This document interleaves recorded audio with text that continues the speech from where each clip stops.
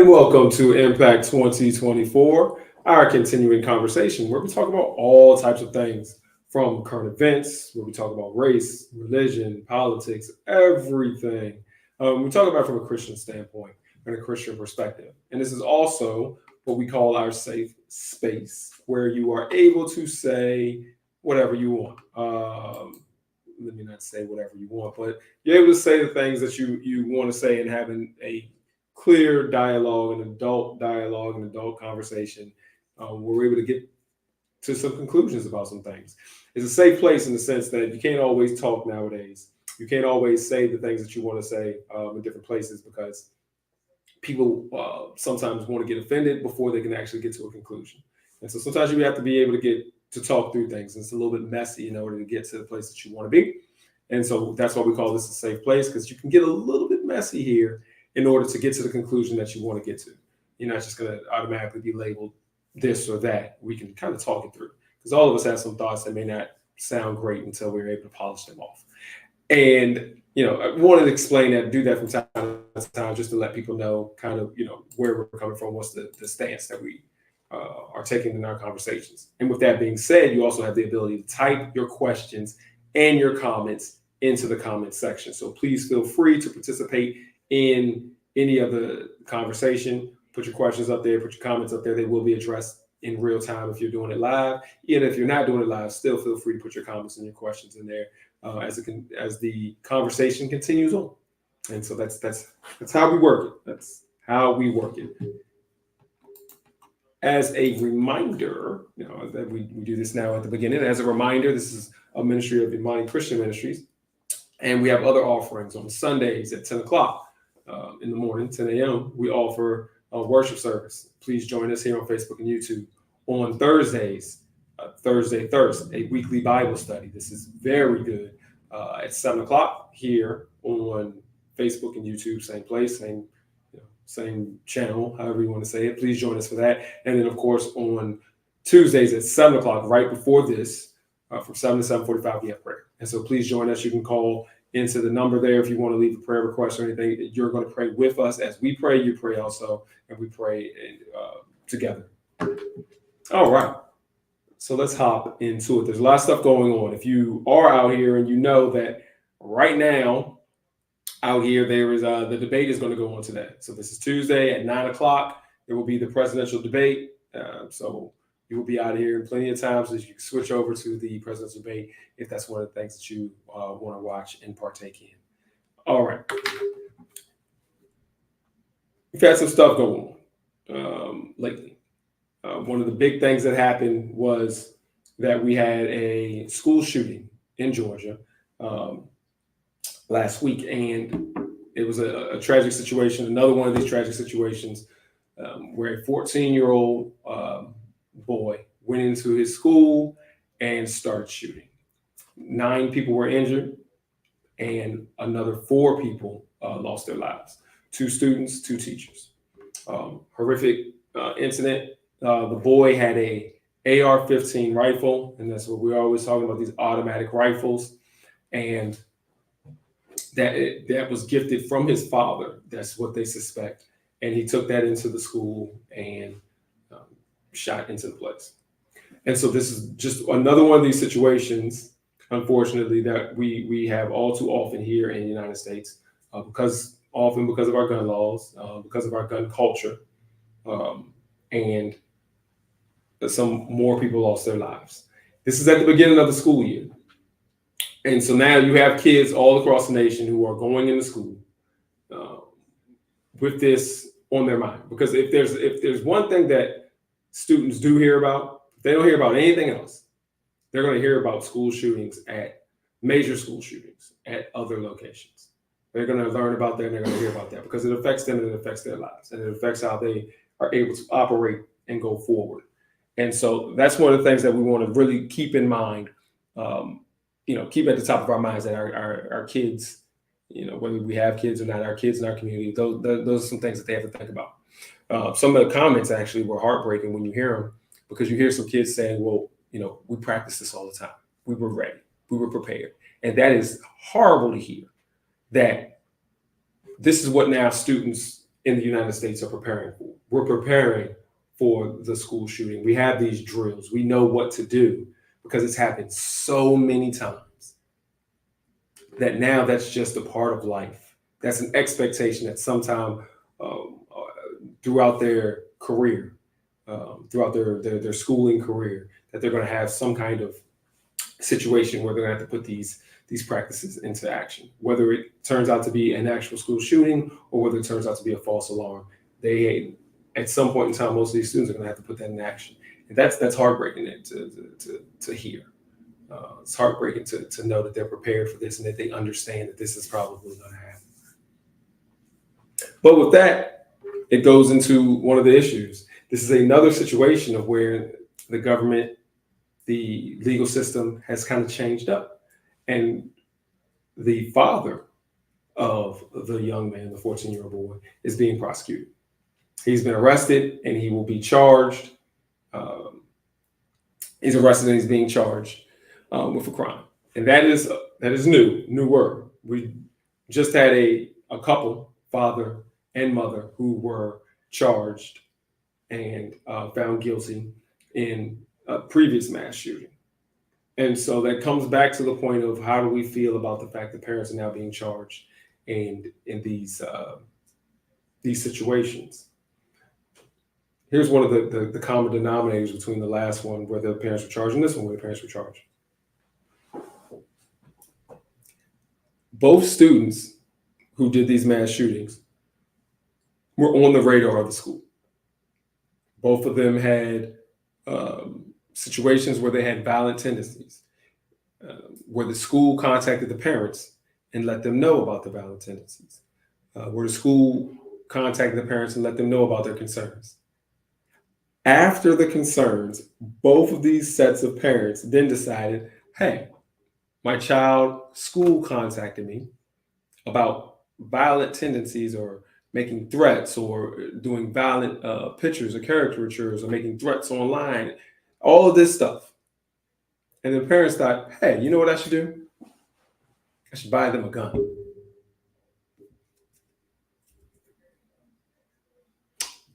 After the fact, after they were contacted by the school, after the school made it known to the parents of what was going on, these parents decided, hey, you know what I should do? I'm going to buy them a gun. That's going to be the way to, help soothe all of this. If you're violent, let me get you a gun, and that'll help soften the violence. And so that's why they were charged. In the Georgia case, the police came not just a year ago to the father's house and said, you need to lock your guns away and make sure that he cannot have access to weapons, by himself. He cannot have access by himself to weapons. And according, we don't 100% know, but according to the reports that were out, after that, the father decided to purchase him his own gun, an AR type rifle. Just as a side note. So in Georgia and in many other places, it is illegal for a child under 18 to have a handgun. Can't have a handgun. You can't have that. You can only have rifles or a shotgun. And reason and rationale, handguns are things that you put at your hip, you can hold on to. Handguns are something that can be easily concealed. So you don't want to have a child walking around with that. However, they say a rifle or shotgun is something that's larger. You can use that for hunting and other things like that. However, an AR, it means automatic rifle or automatic recoil, just depending on what you're going to put on there. Means that it automatically shoots. That means if you pull the trigger, it's going to automatically reload. And so that if you hold the trigger, it will continuously shoot. When it kind of automatic or semi-automatic, depending on how you're talking about it. So it's a rifle, but it's not like a hunting rifle where you shoot, reload, shoot, have to put another bullet, reload. It's shoot, and it'll just keep shooting as long as you hold the trigger. I know that's a little bit much information. You may not want to know all that, but that's what it is. It's an AR type rifle, which means it's automatic. So as much as you want to sit back here and say, well, wow, children can't have handguns, those assault rifles are much more deadly. much more deadly. Usually they can hold larger capacity of bullets, and they're usually higher powered and have a better aim than the handgun. All right. So the law says you can't have a handgun, but then you can have this assault rifle, military. Many people call it military style type of rifle. And so that's what he had. That's what his father thought was a great idea to give him. And so, the question is, what do we think about parents being charged? We've talked about this before. What do we think about parents being charged for the crimes of their kids? And in these situations, we look at it, we're like, man, this is obvious. These parents were crazy. They got contacted that there was a threat, and they decided to put a deadly weapon in their hands. So that seems pretty obvious and straightforward. But it gets a little bit funky and it gets a little bit weird when we start talking about other situations. It gets a little bit funky and a little bit weird. Like, where is the line? Where should it be drawn? How much obligation do we have over our kids? We all have heard stories of people who, of parents, it'll be a mother or a father who have a child, and they're like, look, I don't know what to do. I've been trying, I've done everything. They have siblings, I'm working with them, or I work a job and I really can't watch over them, and I'm at my wit's end. This child doesn't listen, and the child does something bad. And you look at that parent, and you're like, well, the parent did everything they could do. I'm not upset at them. Should they be charged? And then you look at another situation of what we're looking at right here with these two sets of parents and these school shooters, where they knew their child had some issues and they decided, let me put a deadly weapon into your hands. But who do we charge? Do we charge both parents? Or do we have the vision? Do we have the vision to be able to see the difference between the two? Between someone who is trying and someone who's just being absolutely ridiculous and reckless. But then furthermore, where does it go? Should we be charging parents if your child takes your car and goes out here and drinks and has a car accident and they're underage? Now we're talking about 18 and under, of course. Because it can look as, all right, you weren't being responsible, you weren't being over your child in one sense. Or other people can say, well, you can't control someone. You can't be around them all the time. Where's the line drawn of where we should charge parents? I mean, we have to see that there has to be some responsibility, because there's some parents out here who have been ridiculous when it comes to just not really caring about what their child does, not looking at any of the red flags that may happen. And like these parents in the Georgia case, putting them into a position of encouraging them to do bad things by giving them the tools to do so. It seems like an obvious choice to charge someone like that. But how does the court decide? How does the law decide? How does the society decide the difference between someone who's trying to help their children and someone who's not? Someone who's done the things, I guess, the right way, if you want to say it, and someone who has just been cavalier and irresponsible. How do we know? Is it a whole situation of, all right, well, your child shot up a school, we need to investigate and see where you were at the time? Does it really matter all that much if you got a weapon from one person or you got it from another? How do we determine what parent should be charged? I look at it and I think Georgia's situation is clear cut. They should be charged. But then I look at it and I say, well, what if he didn't get the rifle from his parents? What if he didn't get it as a gift and he just stole his father's rifle? Do you still charge the parent? In this scenario, he wasn't gifted the rifle. He just took the one that was at the house. Was the parent irresponsible because they didn't lock it up? So should they be charged? What if he went and got it from a family friend? Does the parent get charged? Does the family friend get charged? I wonder about the situations of what is the responsibility of a parent to their child, or what is the responsibility of when the child does something wrong. And we think about it in smaller cases. If your child goes and breaks somebody's window or something like that at your house, and breaks the neighbor's window throwing the ball, are you supposed to go pay for it? Do I need to go pay for the neighbor's window? Is that what I'm supposed to do? As a parent, do I have to have the responsibility to take up, for what my child has done? Um, at what point, what am I supposed to do? And what are we supposed to be trying to tell people to do? As older adults, what do we tell younger parents? Like, look, you need to be on your child because everything that they do is, we say a reflection of you, but now it's a legal responsibility of you. And if you want to legally be there for your other children, you better make sure that all of them, stay to the law or follow the rules. It's an ongoing question of, I think it's an ongoing question nowadays, now that things have changed, of what we should do. And again, feel free to chime in if you feel one way or the other. But I think it's important that now that we're charging parents, because this is a new phenomenon. We weren't doing this before in the past. Laws have changed and now put the responsibility solely on parents when these incidents have happened. Because we're at our wits' end, supposedly, as a country, of we're tired of these mass shootings continuously happening. And just for reference point, we've had over 50 mass shootings this year in 2024. When a mass shooting is anything more than two people being shot. And so most of the mass shootings are a little bit smaller, but we've had over 50. And out of the most industrial countries, we're far ahead, number one of the major countries, having these mass shootings over and over again.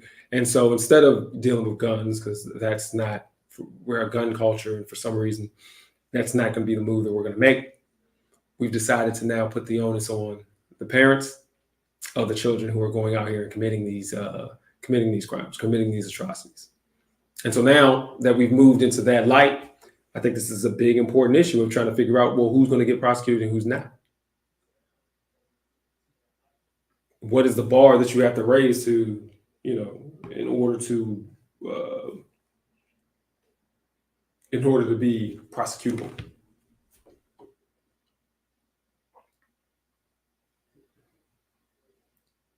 All right.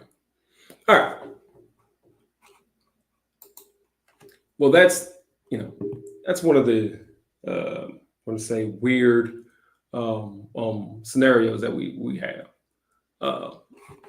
Grab a comment real quick. Holding parents accountable for their children's actions should be done on a case-by-case basis. Yeah. And that's a tough one because you want to make sure that it's all equal. You want to make sure one case is equal versus the next. And so, yeah, if we're going to hold one person accountable because their child went out here and they committed significant crime, we want to make sure that it's fair. And even though it's on a case-by-case basis, we want to look at each case individually, like what's the scenarios, what went into it. We just need to make sure that we are going to be fair across the board, not let one person off and then prosecute another person and splitting hairs kind of on it. And so I'll bring in Steve here. Hey, Steve, can you hear me? I hear you. All right. So, Steve, one of the things we're talking about the Georgia shooting, and so since you are a person that's in the school, give us an understanding of, and I know the kids know about it in the schools, and of course the teachers know about it. What is it a thing? Has everybody gotten so comfortable with these situations that, all right, that happened last week, no big deal, we're moving on? Is it still impacting people where they're shook up, they're nervous? What's the feeling? Because this happens so often now. We if you're not in the schools, like I'm not in the schools in the classroom, I don't know how the feeling goes. So kind of give us an indication of what is it feeling like? Well, first of all, let me apologize for the tardiness. Oh, no problem. Apologize for that. But it's society. The society here in the United States has become desensitized to it because it happens so often. And with it happening so often, I mean, it's like, if you anything you do a lot, it becomes regular, it becomes practice. and you become used to it, in any realm. But this is something we should not get used to. And being an administrator in a middle and high school, our alarms in our minds are even more heightened. And right after it, this week and the end of last week, we've had a couple of situations where, if a child mentions shooting, gun, death, anything like that, our alarm in our minds and in the school and our offices goes off. And we actually had a couple of what we call threat assessments that we had to, kind of investigate. Of course, it was nothing, praise God, but because of the climate, we have to take everything serious like that. And that's one thing we actually have trainings on. We actually have this thing. It's pretty cool, called the Sandy Hook Promise, where different schools and different districts have actual alert systems that the students can use when they want to actually report something, and it's anonymous and things like that. But being in the school, we are always on 10 in terms of alerts. We have red flags. If you mention a phrase or a word, we have to investigate it, because everybody doesn't want that to happen on their watch. Yeah, and so one of the things that's very interesting, especially keywords and key phrases. One of the things that we were going through is the fact that the father of the young man in Georgia who killed the 4 people, he's being prosecuted. This is the second major time that parents have been or being prosecuted and charged. And it's foolishness. The father gave the son, gifted him a weapon after the school contacted him and told him that, he's been accused of making threats and violent ideations. And so, what do you think about parents being charged and prosecuted in those situations? I'm here for it. I'm here for it, because they are the direct person responsible for that child's upbringing, that child's actions. Of course, a kid's going to do something stupid, but in terms of that big of a situation, it's definitely parental involvement, because it could be neglect, it could be feeding into it, or massaging all those wants and desires. If a kid says like cusses somebody out in school or something like that, the kid chose to do that. They might have heard it at home, they might have heard it on TV. It doesn't matter. But when a kid has a gun, like, that's neglect. No, and I mean, you only we got country folk. Country folk. I know country folk. They go hunting and all of that, and that's kind of normal. That goes back to biblical days. Fathers taking sons out to learn how to literally hunt, to eat, to live. It's not like that now. It's sport. And sometimes these days our kids don't know how to separate deaf, sport, and necessity. They don't have to, but parents are responsible for doing that. And we have a lot of responsible parents that do things like that. But in this case, this was not a responsible parent.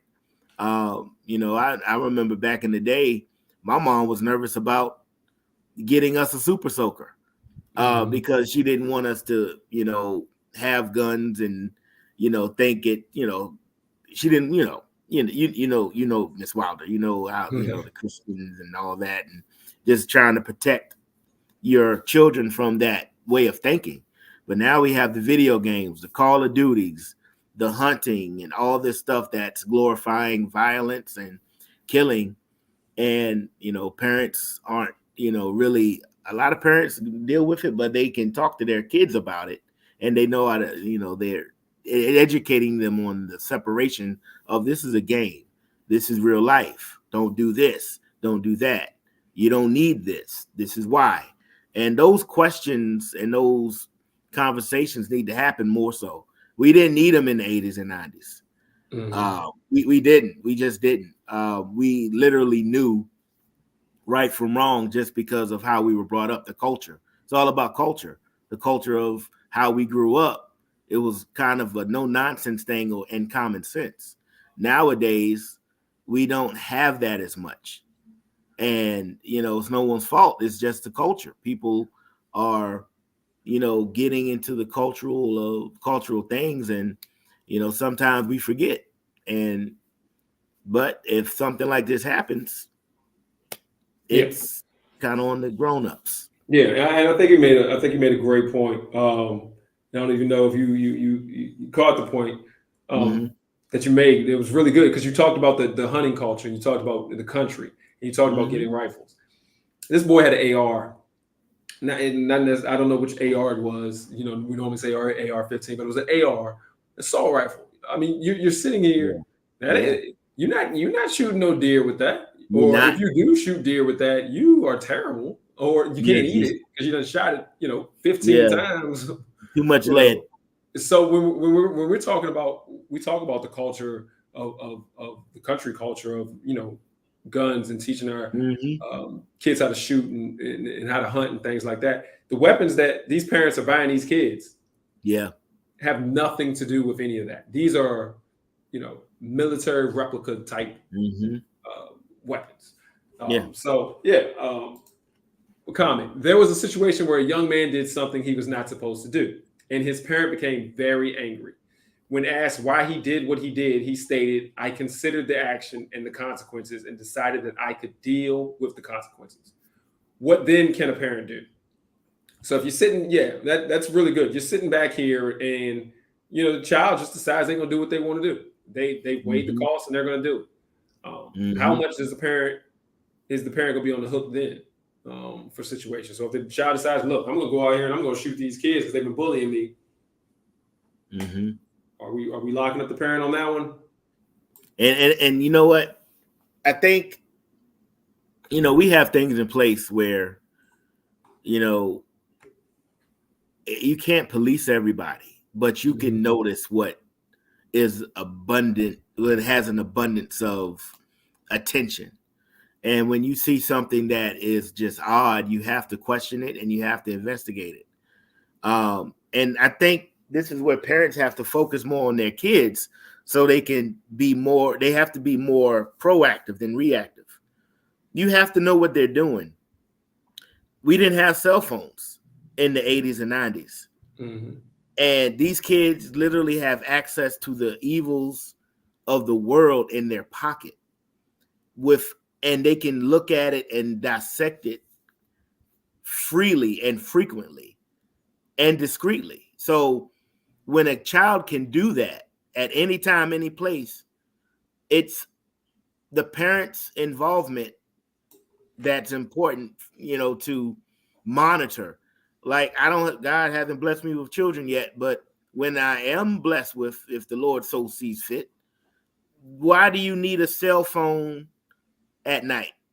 Your cell phone's probably going to be in my room. Kids, I have kids that are knocked out in class because they're on their phone all night. Yeah.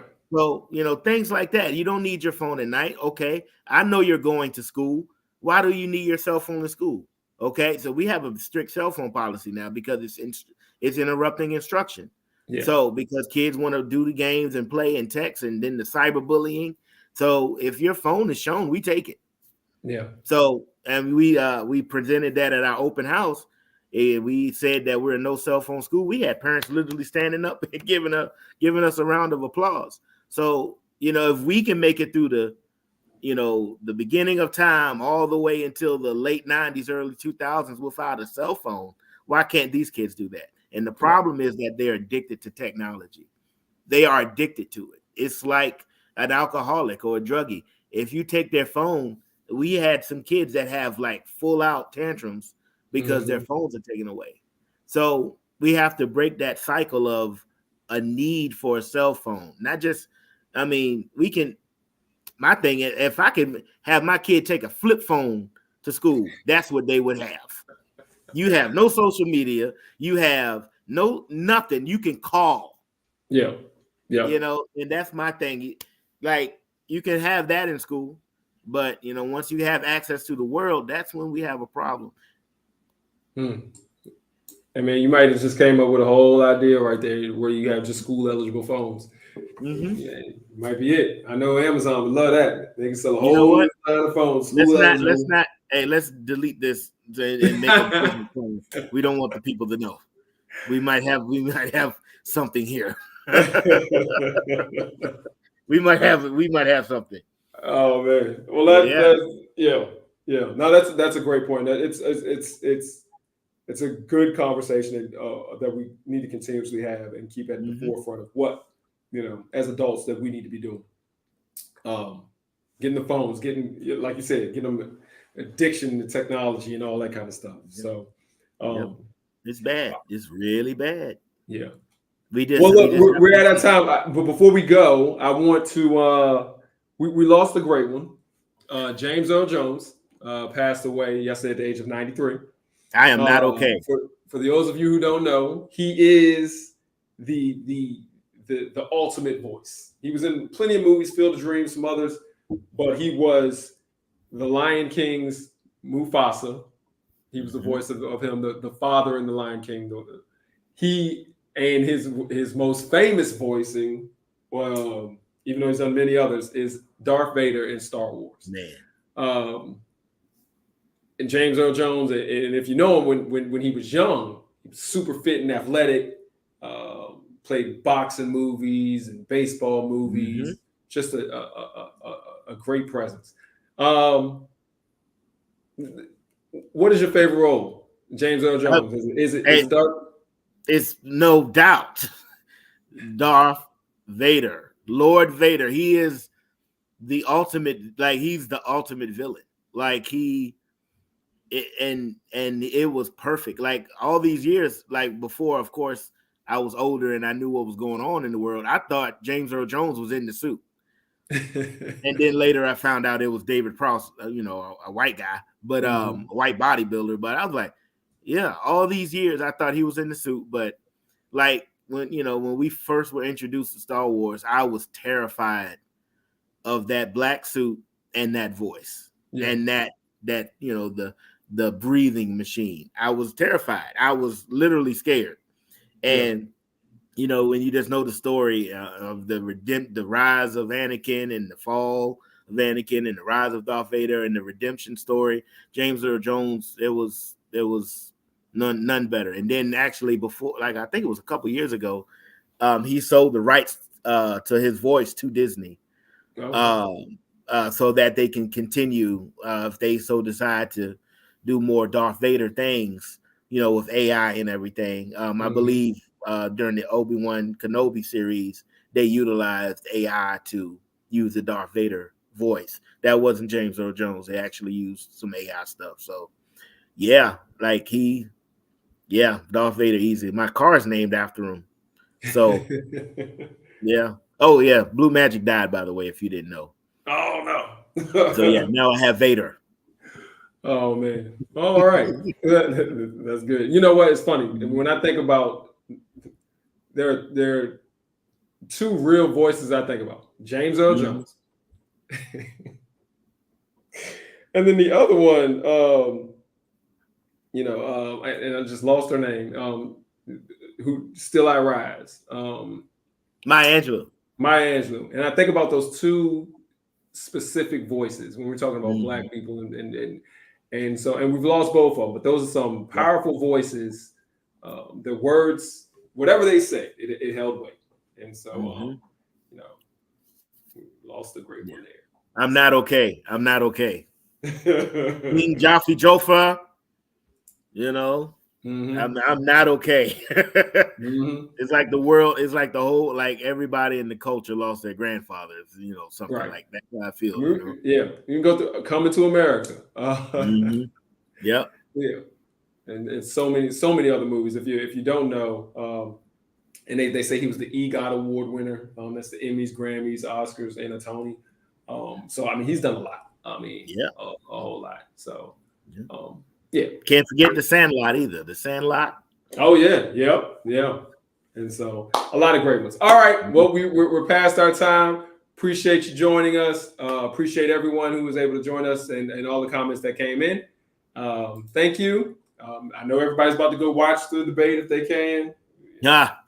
I guess.